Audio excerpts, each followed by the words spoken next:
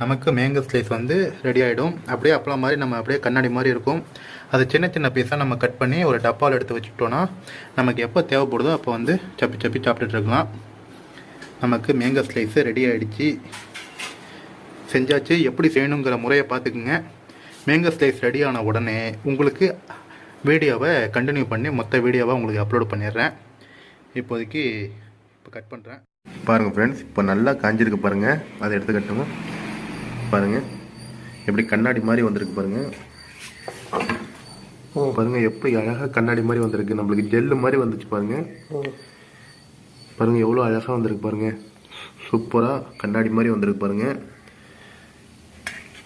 இதை வந்து நம்ம கட் பண்ணி வச்சுக்க வேண்டியதா.